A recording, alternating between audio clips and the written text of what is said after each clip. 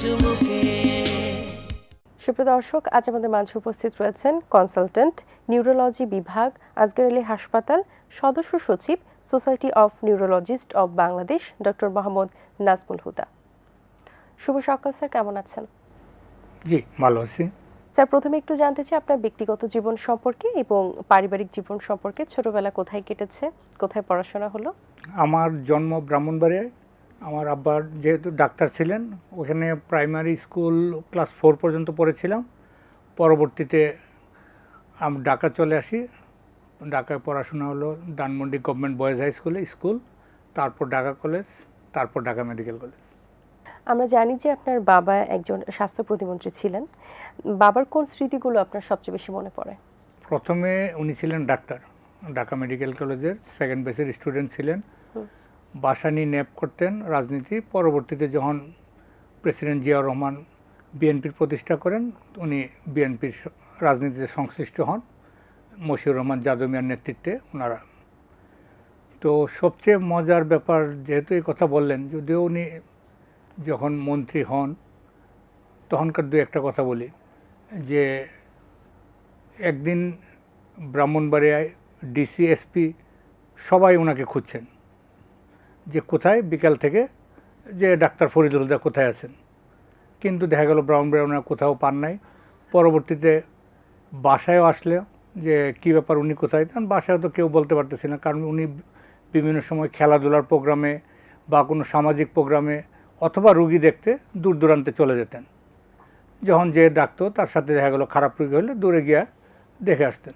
ঢাকা থেকে টেলিফোন এসেছে যে আগামীকাল মন্ত্রী হিসাবে ওনার শপথ, কিন্তু ওনাকে তো কেউ পাচ্ছে না, ঢাকা থেকেও পাচ্ছে না, আমরা তো, আমাদেরকে বললো, আমরা তো খুঁজে পাচ্ছি না।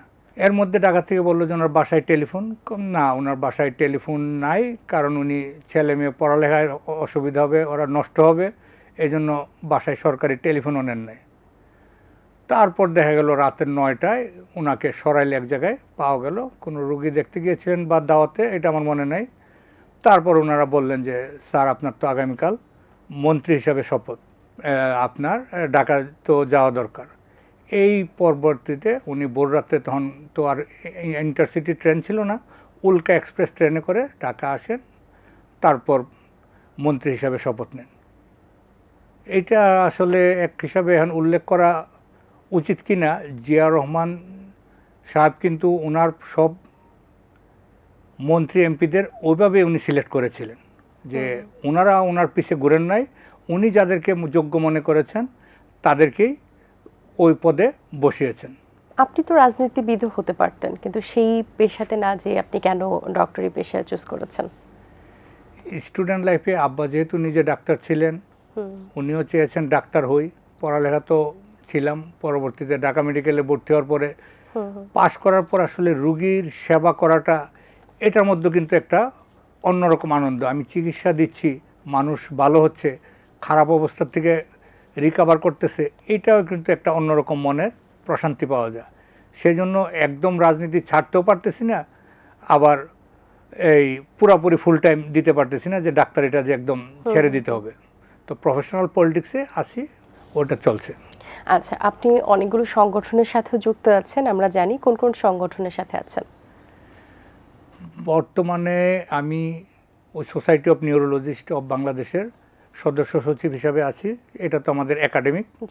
তারপর আমাদের ডক্টরস অ্যাসোসিয়েশন বাংলাদেশ, ডেবের উপদেষ্টা হিসাবে আছি। আমাদের যেমন একটা সমাজ কল্যাণমূলক প্রতিষ্ঠান আছে, আর আমাদের ঢাকা কলেজে যারা আমরা 89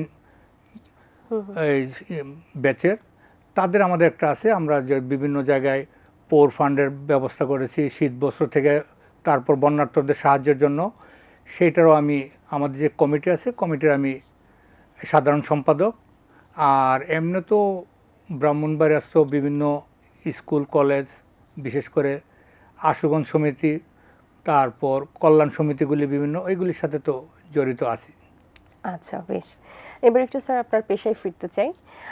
একজন মানুষ কখন বুঝবেন যে তার নিউরোলজিস্টের কাছে যাওয়া উচিত? এটা আসলে তো একটা বিরাট কোশ্চেন করলেন। নিউরোলজিস্টের আন্ডারে কী কী আছে? আমরা যেমন আমাদের স্ট্রোক, তারপর মৃগী রোগ, তারপর মাথা ব্যথা, গাড় ব্যথা, কোমর ব্যথা থেকে আরম্ভ করে সব রোগেরই, তারপরে যেমন মুভমেন্ট ডিসঅর্ডার, যেগুলি যে শরীর কাঁপে, হাত পা কাঁপে, এই রোগগুলি সবই কিন্তু আসলে নিউরোলজির অন্তর্ভুক্ত। এমনকি ভুলে যাওয়া, যেটা আমাদের দেশে দিন দিন এই সমস্যাটা আরও বাড়ছে, যে সকালে কি নাস্তা করলো এটাও মানুষ ভুলে যাচ্ছে। তো এই সবগুলি আসলে নিউরোলজির অন্তর্ভুক্ত। তবে হ্যাঁ, আশাটা কখন সবচেয়ে বড় জরুরি হলো, আমাদের মেইন জিনিসটা অন্যান্য রোগের ক্ষেত্রে যে সময় পাওয়া যায়, কিন্তু যার ক্ষেত্রে দ্রুত চিকিৎসা হওয়া দরকার সেটা হলো স্ট্রোক, অর্থাৎ ব্রেন স্ট্রোক হলে এইটার ক্ষেত্রে আমরা কখন বুঝবো, যখন আমাদের শরীরের এক পাশ দুর্বল হবে, বা হাত পা জিনজিন করবে, মুখ বাঁকা হয়ে যাবে, কথা আটকে যাবে, অথবা চোখে ঝাপসা দেখবে। এইগুলি যদি কারো হঠাৎ করে হয়, সাডেন অনসেট আমরা বলি, যে হঠাৎ হলো, আমি দুপুর পর্যন্ত ভালো, আমি দুপুরের পর থেকে আমার বাম পাশ নাড়াতে পারতেছি না, আমি কথা বলতে পারতেছি না, বা খাবার গিলতে পারতেছে না, তার অবশ্যই অতি দ্রুত একজন নিউরোলজিস্টের সাথে যোগাযোগ করা উচিত, কারণ উনি স্ট্রোকে আক্রান্ত হয়েছেন। এটা হলো অ্যাকিউট ইমার্জেন্সি। আর অন্যান্য যেটা, যেমন মাথা ব্যথা, মাথা ব্যথা যদিও আমাদের বেশিরভাগ ক্ষেত্রে মাইগ্রেন বা আমরা বলি টেনশন টাইপ হেডেক আছে আরেকটা, যেটা টেনশন বা ইয়ার কারণে, যাদের স্ট্রেসে, বাচ্চাদের যেমন পড়াশোনা, এখন আমরা কোচিং, এগুলির জন্য হয়। টিউমার হলে বা অন্যান্য আমার ব্রেনের ভিতরে টিবি হলো ইত্যাদি অন্যান্য অনেক কারণেও মাথা ব্যথা হতে পারে। যাদের লং টার্ম মাথা ব্যথা আছে তাদেরও উচিত নিউরোলজিস্টের কাছে যাওয়া এবং প্রয়োজনীয় পরীক্ষা নিরীক্ষা করা। আচ্ছা স্যার, এইটা কখন সিরিয়াসলি দেখা উচিত মাথা ব্যথাটা? মাথা ব্যথাটা যার এখন নর্মালি মাঝে মাঝে আমরা যেমন বলি মাইগ্রেন বা টেনশন টাইপ হেডেক, যেমন মাইগ্রেন হলো কি আমার কিছুদিন পর সপ্তাহে 2-1 বার হতে পারে, 2-3 মাসে একবার হতে পারে, মাসে 2-4 বার হতে পারে। এটা সাধারণত কখন হয় আগেই বোঝা যায়। এটা হলো মাইগ্রেনের টিপিক্যাল ফিচার, একটানা থাকে না। সেকেন্ড হলো টেনশন টাইপ হেডেক আমরা বলি আরেকটা, যেটা টেনশন, স্ট্রেসে এগুলিতে হয়। এইটা সাধারণত হয় বেশিরভাগ হলো আমার বিকেলের দিকে। কিন্তু আমরা কোনটা অ্যালার্মিং সাইন হলো কোনটা মাথা ব্যথার ক্ষেত্রে, যে রুগী সকালে ঘুমতে উঠলে তার মাথা ব্যথা থাকে, পরে আস্তে আস্তে কমে, এইটা কিন্তু আমরা খারাপ সাইন হিসেবে ধরি। এটা টিউমারের জন্য হতে পারে। হঠাৎ কারো মাথা ব্যথা শুরু হলো, উনি একজন রাগারাগি করলেন বা একটা উত্তেজিত হলেন, প্রেশারের রোগী, প্রেশার ওষুধ মিস করলেন, ওনার মাথা ব্যথা শুরু হলো, এটা ওনার ওই সময় ব্রেনের ভিতরে রক্তনালী ছিঁড়ে রক্তক্ষরণ হতে পারে। এইসব ক্ষেত্রে ওনার জরুরি ভিত্তিতে নিউরোলজিস্টের সাথে যোগাযোগ করা উচিত। Okay sir. স্যার একটি বিষয়, অতিরিক্ত যে পেইন কিলার খাওয়ার প্রবণতা, যে মাথা ব্যথা হলেই ব্রেন বা পেট ব্যথা হলে বা যে কোনো ব্যথার কারণে যে পেইন কিলার খাওয়ার অভ্যাস, এটি আমাদের স্নায়ুতন্ত্রের উপর কীরূপ প্রভাব পড়ে? এইটা স্নায়ুতন্ত্রের চেয়ে বেশি এফেক্ট করে আমাদের কিডনি। আমাদের যে কোনো পেন কিলার, সেটা হোক মাথা ব্যথার জন্য, হোক আমার শরীর ব্যথা, হোক কোমর ব্যথা, গাড় ব্যথা, আমরা পেন কিলার খাওয়ার ক্ষেত্রে অবশ্যই সতর্কতা অবলম্বন করা উচিত। সেই ক্ষেত্রে আমাদের কি করতে হবে, আমাদের অন্তত পেন কিলার শুরু করার আগে এই কিডনি পরীক্ষাটা, রক্তের ক্রিয়েটিনিন পরীক্ষাটা করা উচিত। প্রত্যেকের এইটা ব্যাপারে সতর্ক হওয়া। কিন্তু আমাদের দেখা গেল অনেক সময় আমরা করি না, কী আর হবে, আমরা ফার্মেসিতেও গেলাম, একটু ব্যথার ওষুধ দিল, খাইলাম, কিন্তু পরে দেখা গেল ওনার কিডনি একটু দুর্বল ছিল, এই পেন কিলার খাওয়ার জন্য খারাপ হয়ে গিয়েছে। আর মাথা ব্যথার ক্ষেত্রে আরেকটা জিনিস, যেটা আমরা মাথা ব্যথার জন্য আলাদা চিকিৎসা দিই, পেন কিলার না। পেন কিলারটা হলো তার অ্যাবর্টিভ ট্রিটমেন্ট, অর্থাৎ তার যখন সিভিয়ার পেইন হবে ওই সময় উনি পেন কিলার খাবেন। ওইটা হয়তো লিমিটেড হয়ে যাবে। যদি আমরা যাতে মাথা ব্যথা না হয় তার জন্য আমরা সাধারণত চিকিৎসা দিয়ে থাকি। এটা হলে যার দেখা গেল সপ্তাহে 2-3 বার হতো বা মাসে 2-4 বার হতো, ওনার হয়তো 2-1 মাসে একবার মাথা ব্যথা হচ্ছে, ওই চিকিৎসা নিলে উনি দেখা গেল অন্য সময় ভালো থাকতেছেন।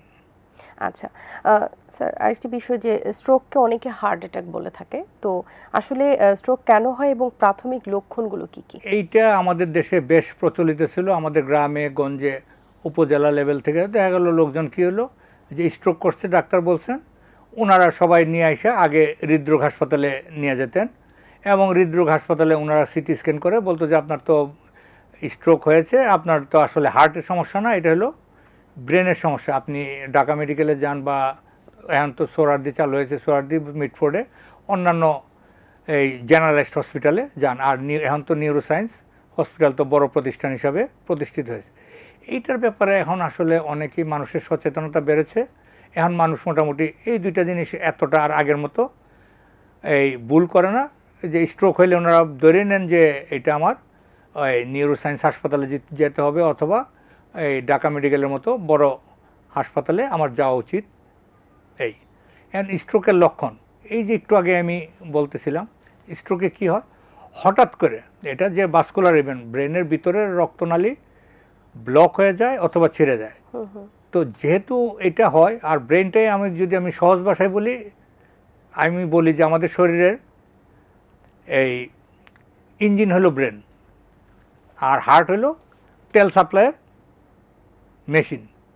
গাড়ির যেমন ওই তেল সাপ্লাই না হলেও ইঞ্জিন কাজ করবে না, আবার ইঞ্জিন কাজ না করলেও গাড়ি ডিস্টার্ব করবে। তো আমাদের ব্রেনের যখন ওই রক্তনালী ব্লক হয়ে যায় তখনই আমাদের সমস্যা শুরু হয়। তখন কি হইতে পারে, আমাদের ব্রেনের যে অংশটা এফেক্ট হয় সেই অংশের সিমটম আমরা বলি উপসর্গ শরীরে দেখা দেয়। আমাদের যেমন ব্রেনের সামনের অংশ কন্ট্রোল করে আমাদের মোটর ফাংশন, যে আমাদের শক্তি, আমি এই যে মুট করলাম, এইগুলি কন্ট্রোল করতেছে আমাদের ব্রেনের সামনের অংশ। যদি আমাদের যে অংশটা হাত কন্ট্রোল করতেছে ওই জায়গাটা স্ট্রোক হলে ওনার হাত প্যারালাইজড হয়ে যাবে। এক পাশ হলে তখন দেখা গেল এই বাম পাশ যে কোনো একদিক অবশ্য হইল, ডান অথবা বাম। এরপরে উনি হঠাৎ করে কথা বলতে পারতেছেন না, খাবার গিলতে পারতেছেন না। সকালে নাস্তা করছেন কিন্তু দুপুরে উনি খেতে পারতেছেন না, উনি কথা বলতে পারতেছেন না। তারপর এই হঠাৎ করে উনি চোখে দেখতেছেন না, তার মানে চোখের যে নার্ভটা ওইটা এফেক্ট হয়েছে, তা ওনার এই স্ট্রোক হয়েছে। যদি ইউনিল্যাটারাল, সাধারণত আমরা বলি যে স্ট্রোক, এখন যদি জেনারেলাইজড একজন দুর্বল হয়ে যায়, এইটা স্ট্রোক ছাড়া অন্যান্য কারণ হইতে পারে। আমার ডায়াবেটিস কমলে হইতে পারে, ডায়াবেটিস বাড়লে হইতে পারে, রক্তের লবণ কমলে হইতে পারে, কিডনির যদি আমার ক্রিয়েটিনিন অনেক বাড়ে, ব্রেন এফেক্ট হয়, লিভারের কারণে এফেক্ট হলেও মানুষ অজ্ঞান হইতে পারে বা পুরাপুরি প্যারালাইজড হইতে পারে। কিন্তু স্ট্রোকের 1 নম্বর শর্ত আমাদের যে কোনো একদিক দুর্বল হবে। যদি যে কোনো একদিক হঠাৎ করে দুর্বল মনে হচ্ছে, তার মানে আমি স্ট্রোকে আক্রান্ত হচ্ছি। রাইট স্যার, অসংখ্য ধন্যবাদ আপনাকে। খুবই গুরুত্বপূর্ণ কথা বলেছেন। আশা করছি দর্শকরা অনেক কিছু বুঝতে পারবেন। শুভকামনা রইল আপনার জন্য, ভালো থাকবেন। ধন্যবাদ আপনাকে এবং এটিএন বাংলার সকল দর্শকদের। দর্শক, আশা করছি আয়োজন ভালো লেগেছে। আজ এই পর্যন্তই, দেখা হবে আগামী পর্বে নতুন কোনো অতিথির সঙ্গে। সেই পর্যন্ত ভালো থাকবেন, সুস্থ থাকবেন, এটিএন বাংলার সাথেই থাকবেন। সকলকে আল্লাহ হাফেজ।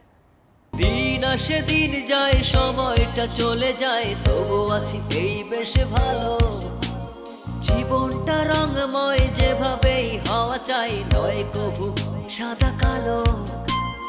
এই আশাতে স্বপ্ন ভাসে, সুখ হাসে চোখে মুখে, চায়ের চুমুকে, চায়ের চুমুকে।